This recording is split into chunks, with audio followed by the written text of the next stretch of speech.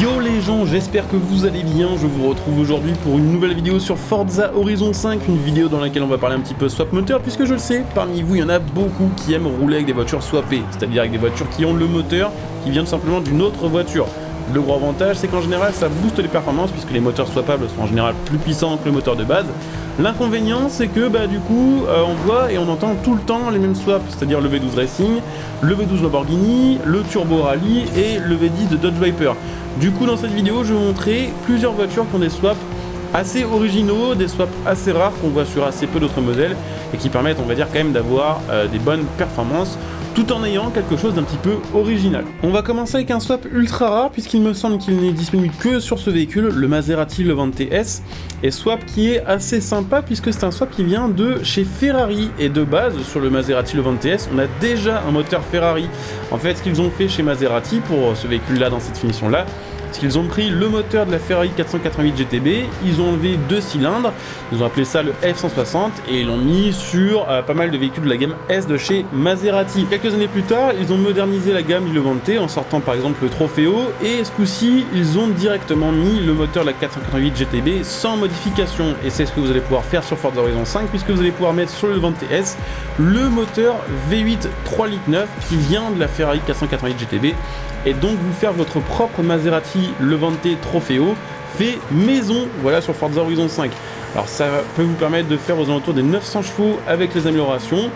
C'est, on va dire, un SUV plutôt assez rapide, c'est pas le plus rapide du jeu, mais je trouve que ce swap était quand même plutôt cool et il est largement suffisant pour pouvoir jouer ce Levante S en catégorie A sans aucun souci. Le deuxième swap que je vais vous montrer est un swap que je trouve assez marrant parce que pareil, je sais dans ma communauté qu'il y a une espèce de petite guéguerre entre les gens qui préfèrent BMW et les gens qui préfèrent Mercedes AMG. Pour le coup, on va pouvoir mettre tout le monde d'accord avec la BMW M2 puisque sur cette voiture, vous allez trouver dans la liste des swaps le V8 6 litres 2 qui est un V8 de Mercedes AMG. Donc oui, vous allez pouvoir mettre un moteur AMG dans une BMW. Ce moteur, il vient de la Mercedes C63 et il y a une petite bizarrerie, c'est qu'en fait sur ce jeu, il y a deux moteurs dans les swaps de Forza Horizon 5 qui s'appellent V8 6 litres 2. Il y en a un qui vient donc de la Mercedes C63, on a donc sur cette voiture, mais il y a aussi le V8 6 litres 2 qui vient de chez Chevrolet. Ils ont exactement le même nom et la même cylindrée. Pour les différencier, il faut, on va dire, regarder les statistiques avancées. S'il y a 500 chevaux environ, c'est le moteur Mercedes AMG. Et s'il y a 400 chevaux environ, c'est le moteur Chevrolet. Donc sachez qu'avec les améliorations, c'est pareil, vous allez pouvoir avoir aux alentours des 1000 chevaux en vide compressé, et que ce swap est disponible sur quand même, on va dire, une vingtaine à une trentaine de voitures, mais que je trouve que sur la M2 c'est la meilleure base pour l'installer puisque cette voiture est en propulsion, elle est assez courte, assez légère, et du coup avec ce swap qui est assez coupleux et assez puissant, ça vous fait une super bonne base drift. Je vais ensuite vous montrer un petit power build que je trouve très cool. Alors les power builds, pour ceux qui ne savent pas, c'est en gros sur Forza Horizon 5, quand vous faites une amélioration de voiture et que vous n'augmentez que la puissance, c'est quelque chose qui marche très bien en compétitif. Pour les petites catégories en D et en C par exemple, ça marche très bien. Et sur la Dodge Challenger RT 2170, vous allez pouvoir faire un power build que je trouve très sympa, puisque vous allez pouvoir remplacer le moteur V8 EMI, donc à l'ancienne de cette Challenger RT, par le V8 EMI moderne de la Challenger L4, ce qui fait qu'en fait on remplace un moteur de Challenger par un autre moteur de Challenger, et ça je trouve ça très cool, sachant que évidemment il y a un gros gap de puissance entre les deux, puisque le moteur moderne V8 de la Challenger vous sortira aux alentours des 1000 chevaux selon les améliorations que vous mettez, et est plus réactif que l'ancien, et en plus il a un son assez cool avec le compresseur.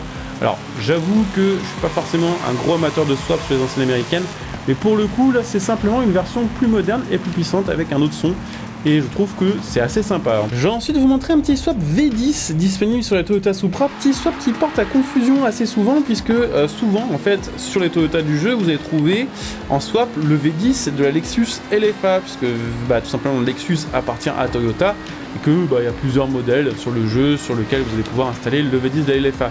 Là pour le coup il y a un V10 dispo sur la Supra, mais c'est pas le V10 de la LFA, c'est le V10 qui vient de la BMW M5 E60, qui a donc un V10 5 litres de cylindrée, qui n'est pas forcément le plus puissant disponible sur la Supra GR que vous voyez ici, mais qui fait un son vraiment chouette. Et pour le délire, mettre un moteur BMW dans une Toyota, je trouve ça assez sympa, sachant qu'en plus certains diront que la Supra de base c'est déjà plus ou moins un modèle BMW puisqu'elle est basée sur la même plateforme que la BMW Z4 actuelle. Donc petit swap BMW dans une voiture conçue en collaboration avec BMW, c'est plutôt assez marrant et c'est quand même assez performant puisque ce moteur là avec la bonne config va vous permettre d'être en top S1 très facilement avec aux alentours des 900 chevaux.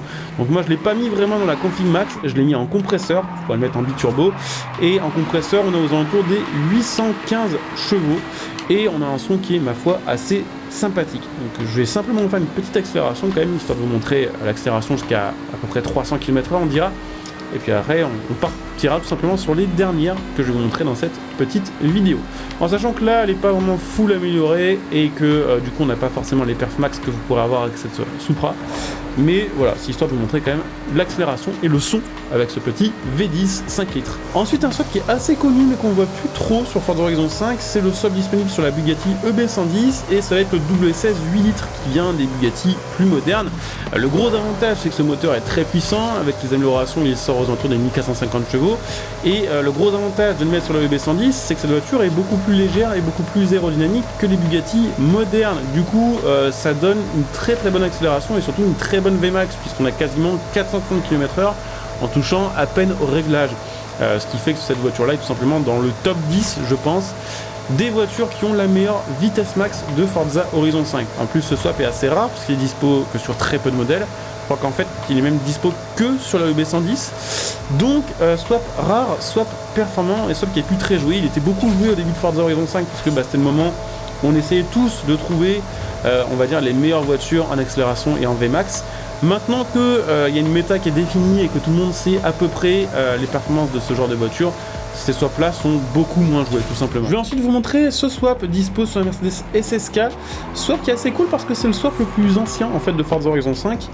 Cette voiture est actuellement d'ailleurs disponible gratuitement en sélection de festival à 40 points, profitez-en, débloquez-la maintenant parce que la SSK elle coûte très cher. Et sur cette voiture vous allez pouvoir trouver en fait un swap qui vient d'une autre très vieille Mercedes qui va être la W154 qui est une ancienne Mercedes de course, Mercedes de 1939, donc vous allez pouvoir mettre un moteur certes 10 ans plus récent que celui de base de la SSK, mais quand même ce moteur a quasiment 90 ans maintenant. Ce moteur s'appelle le V12 3 litres Vintage et donc vous allez pouvoir avoir aux alentours des 580 chevaux sur cette voiture là. Donc ça vous permet de faire un petit power build assez marrant.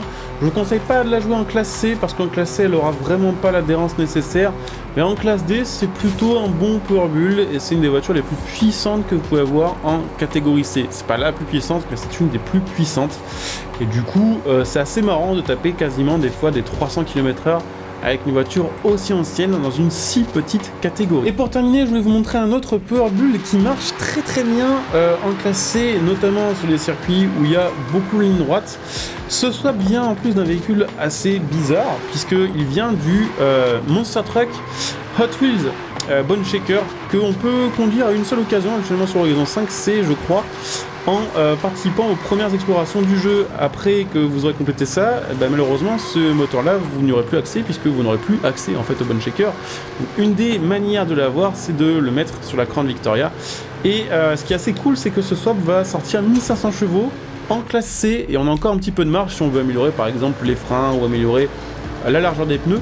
Et je crois pour le coup que c'est la voiture la plus puissante en catégorie C.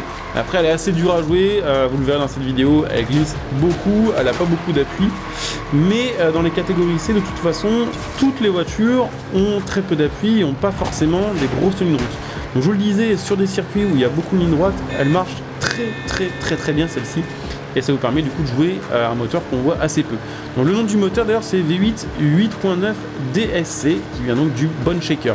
Et aussi gros avantage de la Crown Victoria, c'est que de base elle a une boîte qui est tellement longue que vous n'aurez presque pas besoin de l'améliorer et de la régler pour avoir une énorme VMAX tout en ayant un indice performance assez réduit. Donc on va arriver à la fin de cette vidéo, j'espère qu'elle vous aura plu, j'espère en tout cas que ça vous aura donné envie de jouer à quelques swaps que vous ne voyez pas trop d'habitude. Si vous avez d'autres swaps assez marrants, assez rares à proposer, n'hésitez pas à les mettre en commentaire, je ferai peut-être on va dire une deuxième vidéo sur ce sujet là. Et puis comme d'habitude, si vous avez apprécié la vidéo, pensez à laisser un like, à vous abonner, évidemment à partager cette vidéo, à venir me follow sur Twitter, à venir me follow évidemment sur Twitch pour ceux qui souhaitent me voir en live. Vous trouverez mon Twitch en description et en top commentaire sur cette vidéo. Donc n'hésitez pas à venir follow pour être notifié des prochains lives. Si vous avez Amazon Prime, pensez que vous pouvez même soutenir ma chaîne gratuitement en utilisant votre Twitch Prime sur ma chaîne Twitch, ce qui vous fera profiter en plus de plein de petits bonus. Vous pouvez soutenir ma chaîne gratuitement aussi en utilisant mes liens de soutien sous cette vidéo pour faire vos achats. Mon lien Stangling pour acheter vos jeux, vos cartes d'abonnement à prix réduit. Mon lien Matériel.net pour acheter vos configs. Et puis pour ceux qui souhaitent me soutenir sur le long terme, n'hésitez pas à devenir un soutien de ma chaîne via le bouton rejoindre cette vidéo. Il y a plein de bonus, plein d'avantages. Et vous pouvez même aussi, si ça vous tente, faire un remerciement via le bouton aussi présent sur cette vidéo. Je coupe ici, je vous dis à très bientôt. Bon jeu à tous, ciao.